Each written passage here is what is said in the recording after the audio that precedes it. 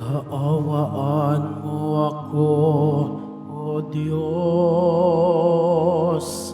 ayon sa iyong kabutihan, ayon sa laki ng iyong habag, pawiin ng aking kasamaan. Hugasan ako sa aking pagkakasala at linisin sa aking kasalanan. Kaawaan mo ako, O Diyos, ayon sa iyong kabutihan, ayon sa laki ng iyong habag, pawiin ng aking kasamaan. Sa ngalan ng Ama at ng Anak at ng Espiritu Santo, Amen. sumainyo ang Panginoon. At sumaiyo rin. Mga kapatid, aminin po natin ang ating mga kasalanan upang marapat tayong gumanap sa banal na pagdiriwang.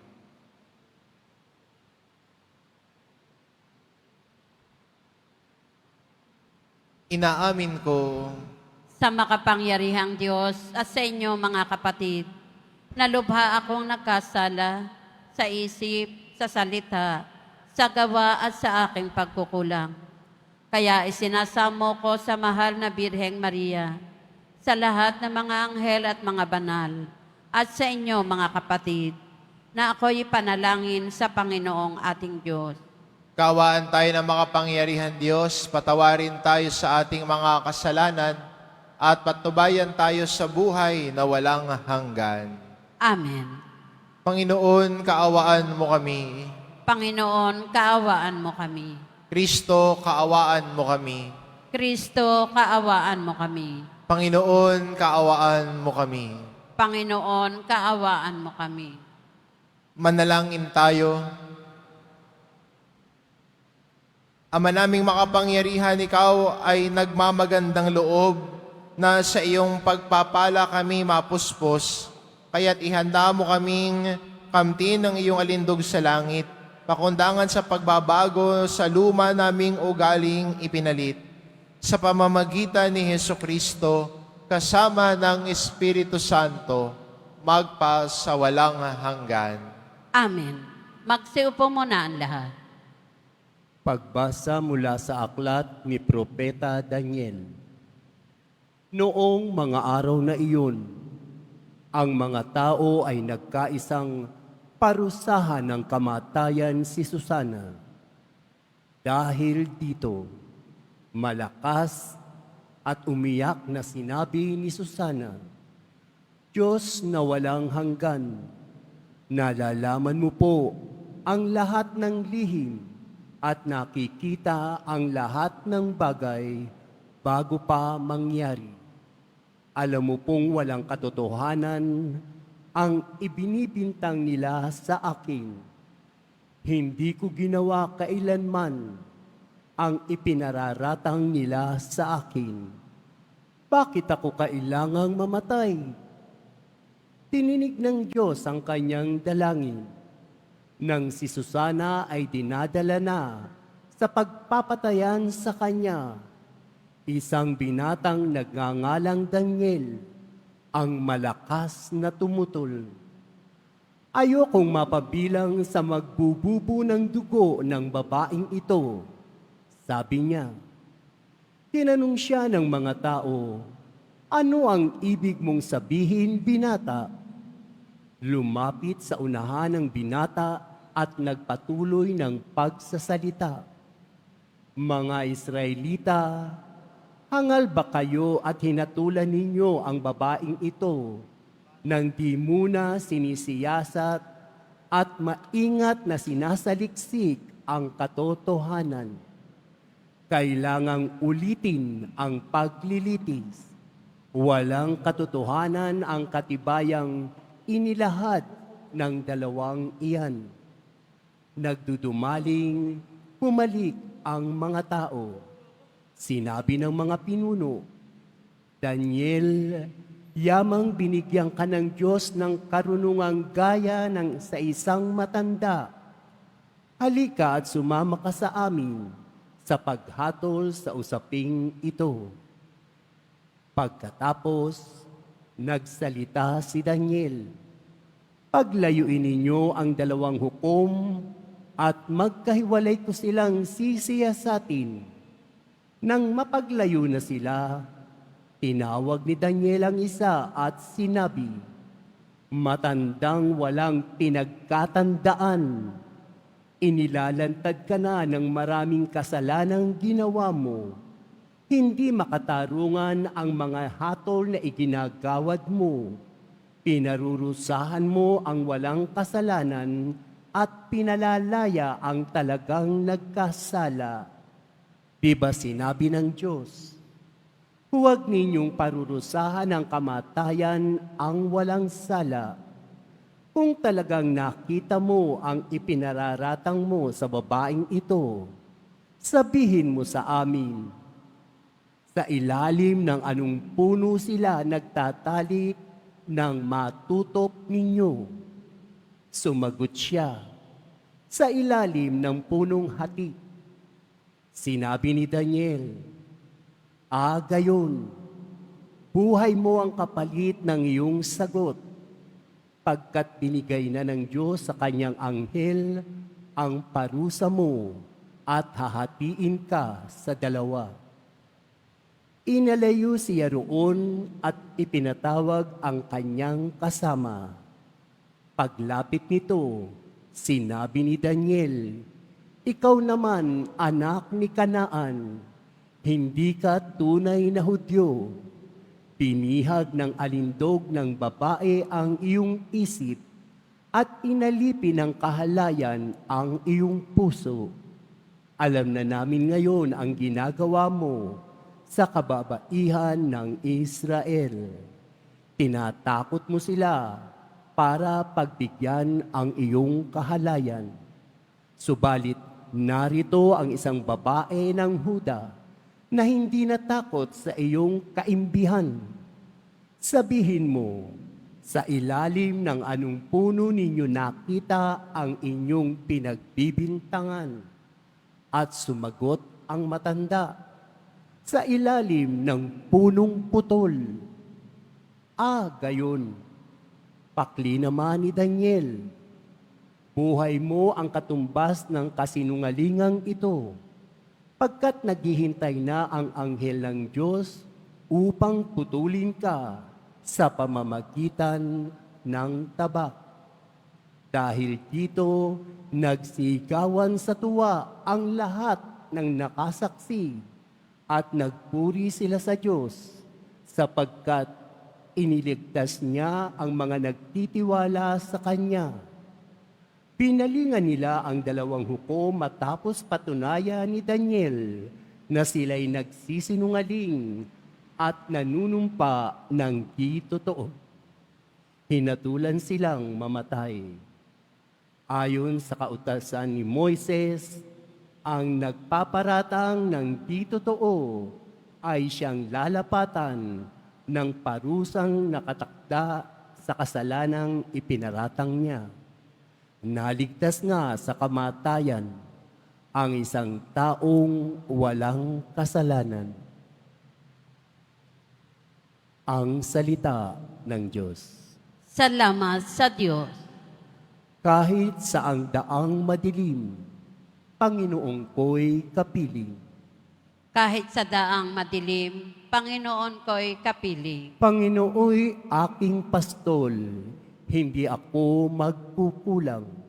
Ako'y pinahihimlay sa mainam na pastulan at inakay niya ako sa tahimik na batisan. Binibigyan niya ako niyong bagong kalakasan. Kahit sa daang madilim, Panginoon ko'y kapiling. At sang-ayon sa pangako na kanyang binitiwan, Sa matuwid na landasi, doon ako inaakay.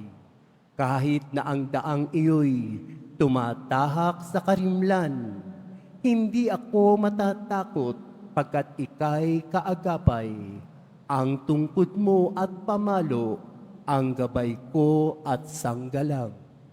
Kahit sa daang madilim, Panginoon ko'y kapiling. Sa harapan ng lingkod mo, ikaw ay may handang tulang. Ito iyong ginagawang nakikita ng kaaway. Nalulugod ka sa akin, na ulo ko ay langisan, at pati na ang kalis ko ay iyong pinaaapaw. Kahit sa daang madilim, Panginoon ko'y kapiling. Tunay na ang pag-ibig mo at ang iyong kabutihan, sasaakit tataglayin habang ako'y nabubuhay. Doon ako sa templo mo, lalagi mananahan. Kahit sa daang madilim, Panginoon ko'y kapiling. Magsitayo na po ang lahat.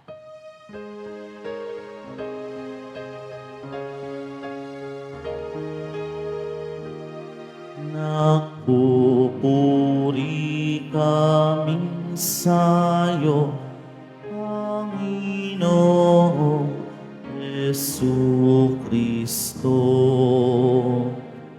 Nagpupuri kami sa'yo, Panginoong Jesucristo.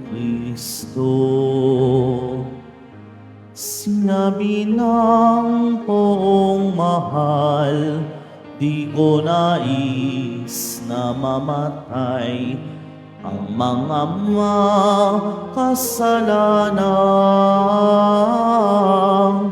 nagbabagong kalooban upang sila ay mabuhay. Nagpupuri kami sa'yo, Panginoong Jesucristo.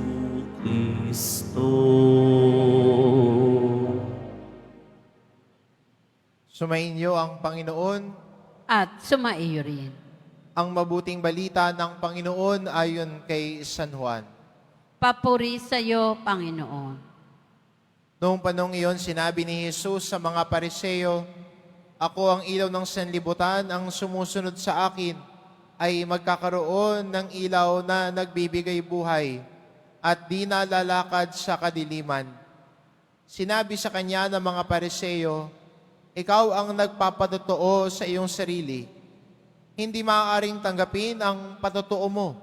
Sumagot si Jesus, "Kahit ako ang nagpapatotoo sa aking sarili, totoo ang aking sinasabi, sapagkat alam ko kung saan ako nanggaling at kung saan ako paroroon. Ngunit hindi ninyo alam ang aking pinanggalingan at ang aking paroroonan. Humahatol kayo ayon sa paghatol ng tao, ngunit hindi ako humahatol kanino man.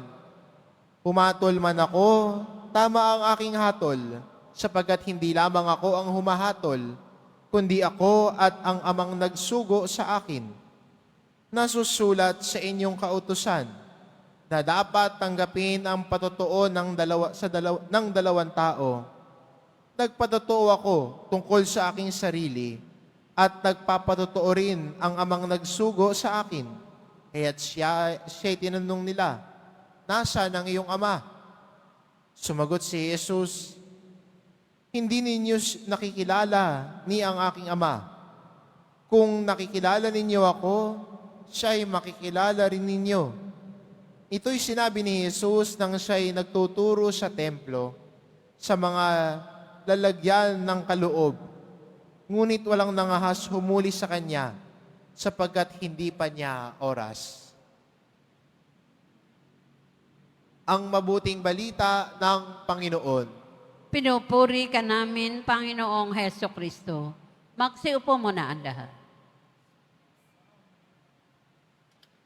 Kung pagdudugtungin po natin ang pagbasa natin sa unang pagbasa at ang ebanghelyo, makikita natin ang taong naghahasik ng kasinungalingan sa kapwa niya, nagdadala ng kadiliman. Tulad sa ating unang pagbasa, ang dalawang hukom na gumawa ng masamang balita kay Susana at sila'y nagsisinungaling. Bakit sila nagsinungaling? Bakit nila ginawa kay Susana yon? Dahil sila ho ay marumi ang isip. May pagnanasa sila kay Susana. Hindi sila makaisa. Hindi sila pinagbigyan dahil si Susana ay isang babaeng tapat sa Diyos. At dahil sa kanilang karumihan ng isip, nagalit sila kay Susana. Kaya ginawan na lang nila si Susana ng issue.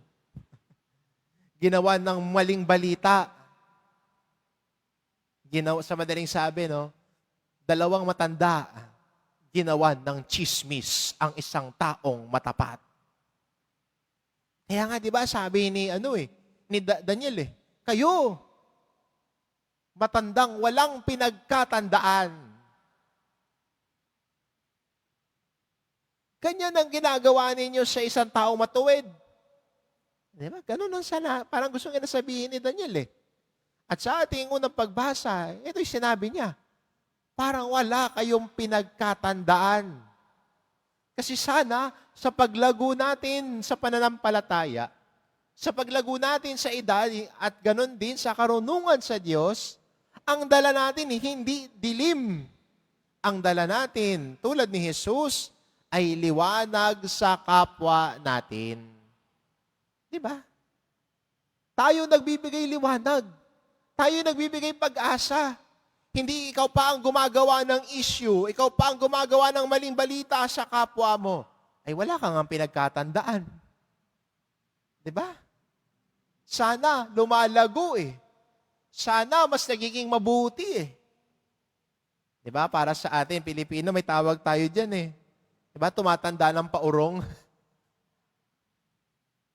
At maganda sana sa paglalakbay nating ito sa panahon ng Kwaresma, at sa nalalapit na pagdiriwang natin ng mga mahal na araw, ay iniimbitahan tayo sa paglago natin sa pananampalataya.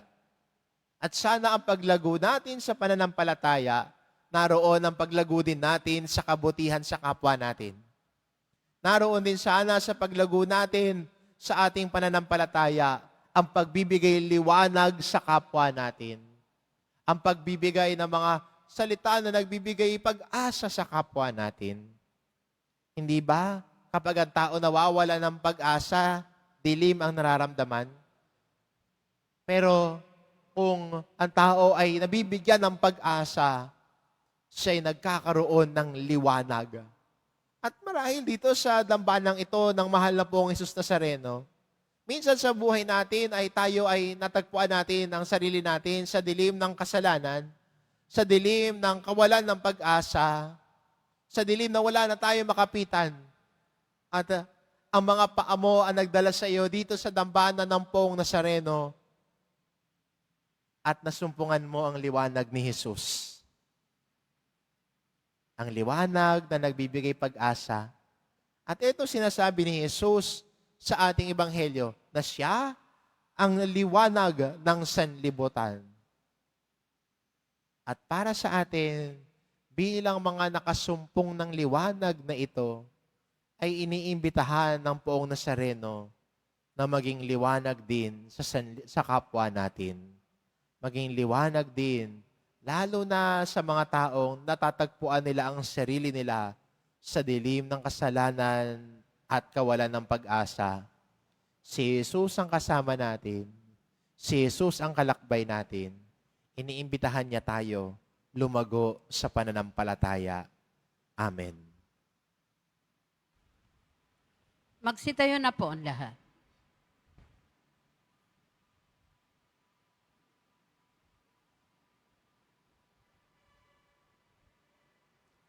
Minamahal ko mga kapatid, naalala natin ang pagkahabag ni Jesus sa babaeng nakikipid. Tumawag tayo sa Kanya at sa ating panalangin, nakakatiyak tayo na rin ay Kanyang kahabagan. Ang ating itugon, Panginoon, nagtitiwala kami sa iyo. Panginoon, nagtitiwala kami sa iyo. Ang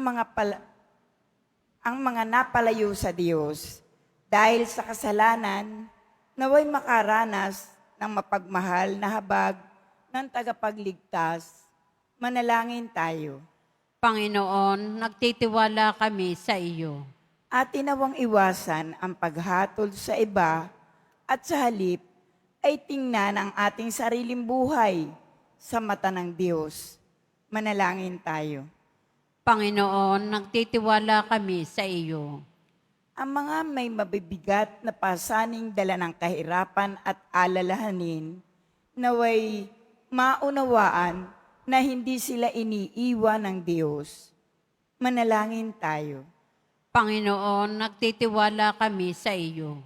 Ang mga nagdurusa dahil sa maling hatol, naway patatagin ng Panginoon. Manalangin tayo.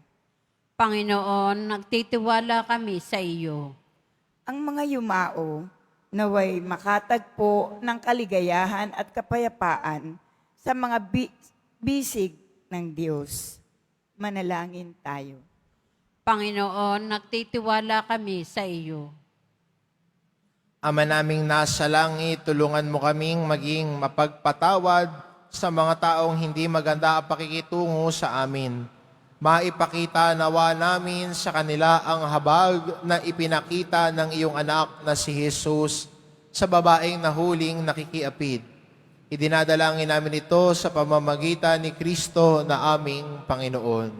Amen. Magsiupo muna ang lahat.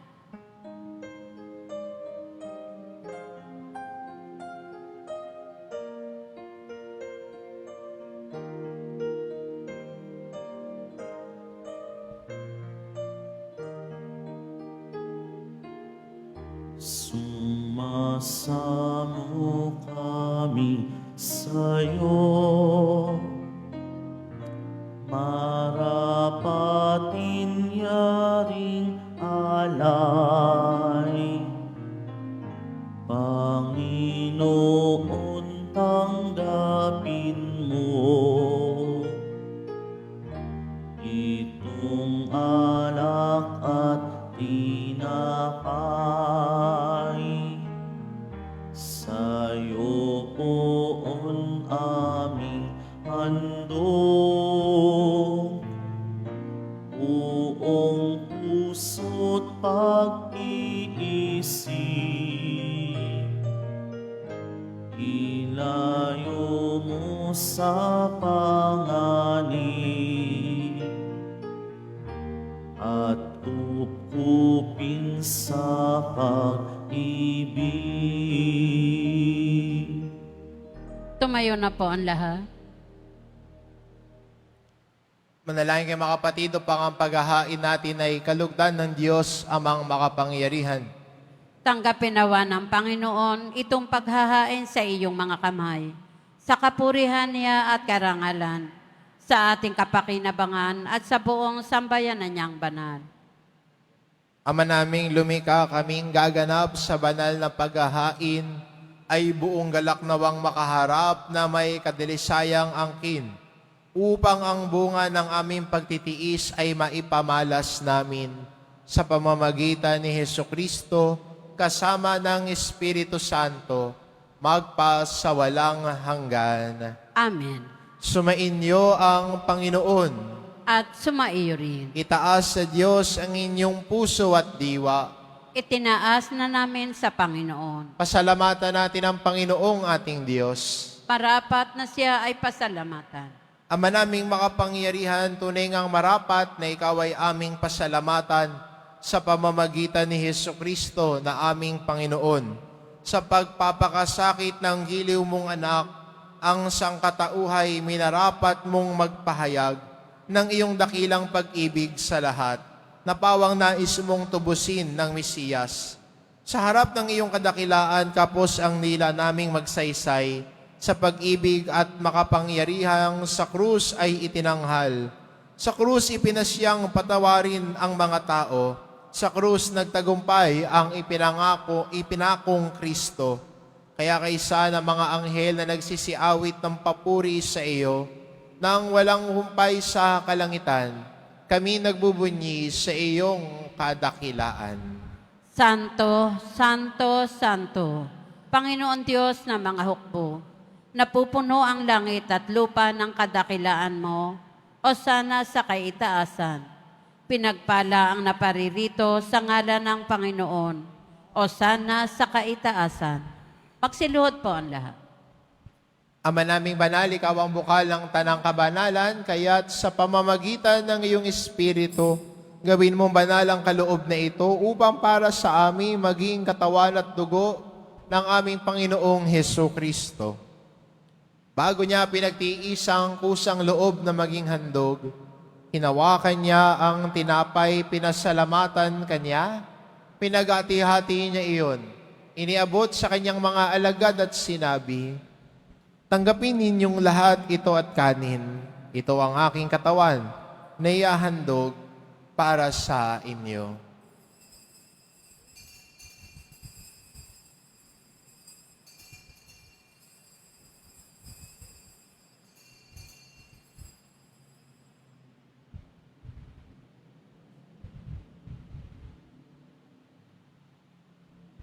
Gayun din naman na matapos ang hapunan, ninawakan niya ang kalis, muli kanyang pinasalamatan, iniabot niya ang kalis sa kanyang mga alagad at sinabi, "Tanggapin ninyong lahat ito at inumin ito ang kalis na ang aking dugo, nang bago't walang hanggang tipan. Ang aking dugo na ibubuhos para sa inyo at para sa lahat, sa ikapagpapatawad ng mga kasalanan, gawin ninyo ito sa pag-alala sa akin."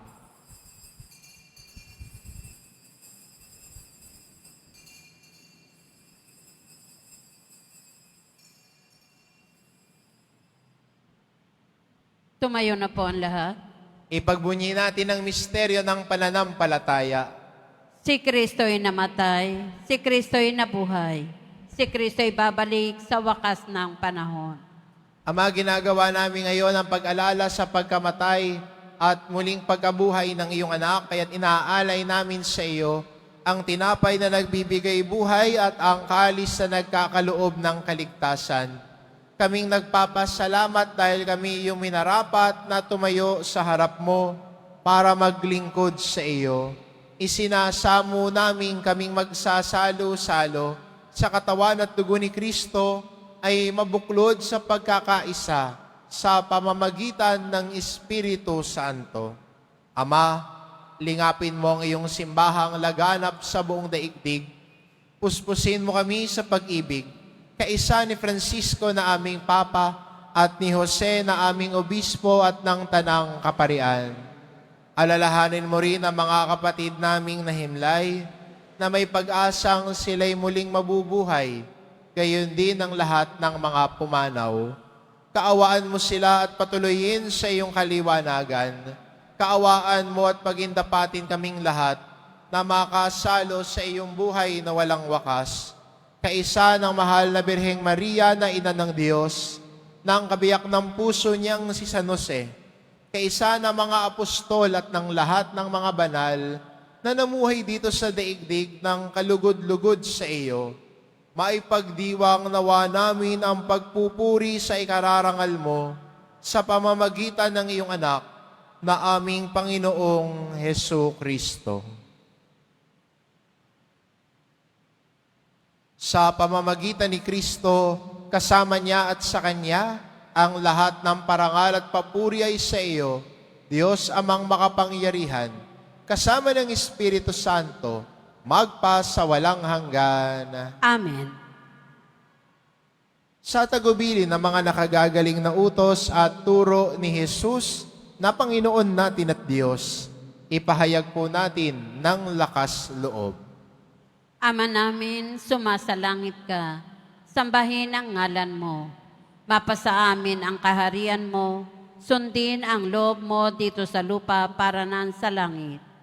Bigyan mo kami ngayon ng aming kakanin sa araw-araw, at patawarin mo kami sa aming mga sala, para ng pagpapatawad namin sa nakakasala sa amin. At huwag mo kaming ipahintulot sa tukso, at iadya mo kami sa lahat ng masama. Hinihiling namin kami adya sa lahat ng masama pagkalooban ng kapayapaan araw-araw.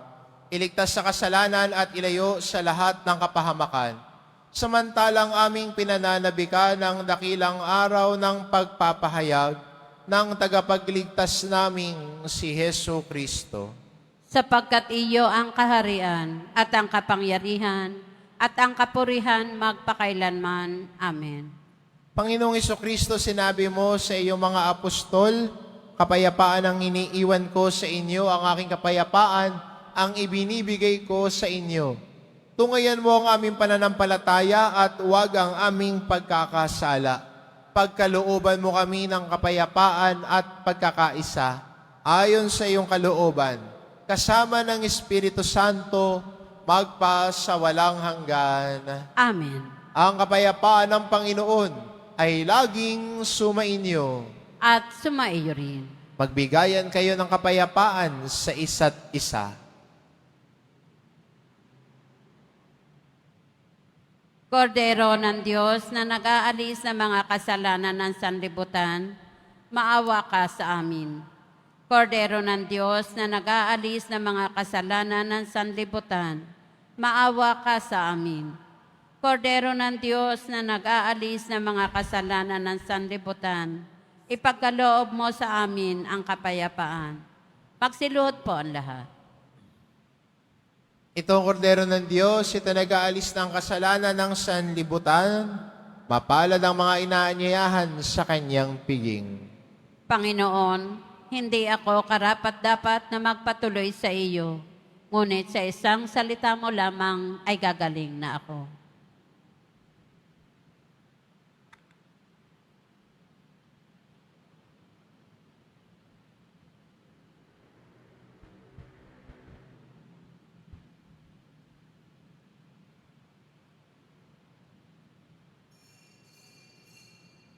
Para sa lahat ng tatanggap ng banal na komunyon, sasagot po tayo ng amen. Pagkasabi ng pari o ng lay minister ng katawan ni Kristo at isubo agad sa bibig bago umalis sa harapan ng pari o lay minister. Sumunod po tayo.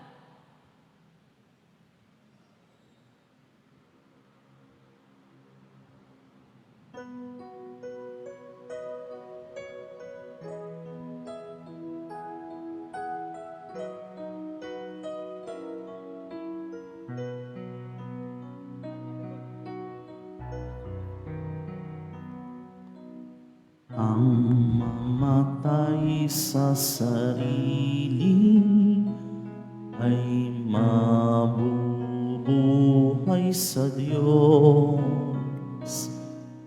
Siya'y larawan ni Kristo, ang ating mabuting pastol. At kanyang iniaalay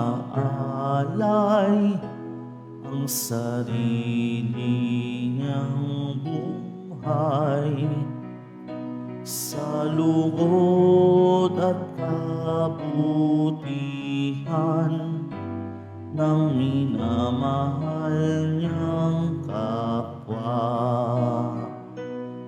Sa paglapit sa panganib, tumatakas ang upahan.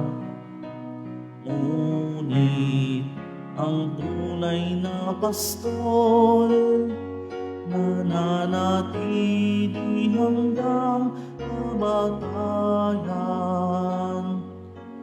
At kaya't siya'y mahal din ng butihing Diyos na Ama, sapagkat handa siyang mamatay nang ang kawan ay maligtas.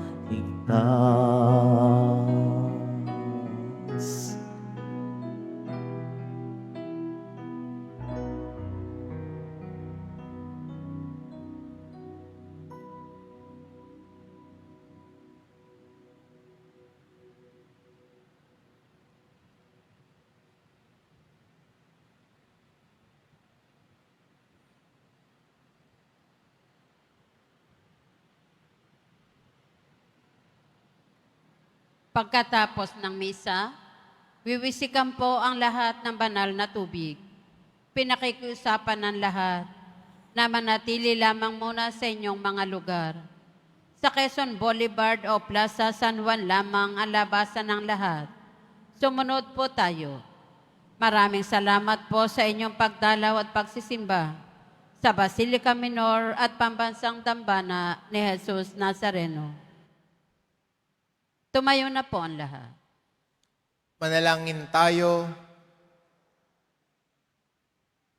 Ama naming mapagmahal, kaming pinapakinabang mo sa piging ng iyong pagpapala, ay pamalagiin nawa nitong walang hilig sa masama.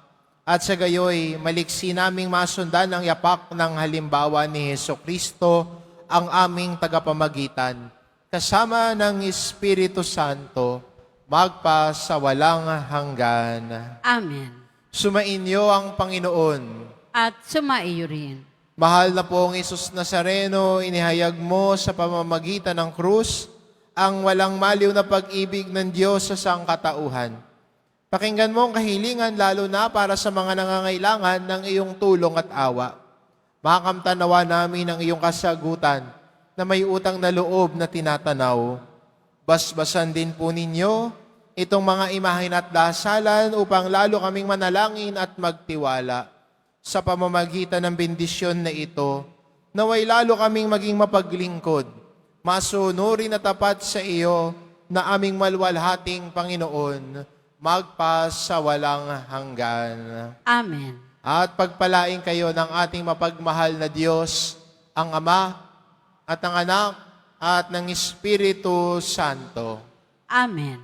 Humayo kayo, taglay ang kapayapaan ng poong Jesus Nazareno. Salamat sa Diyos.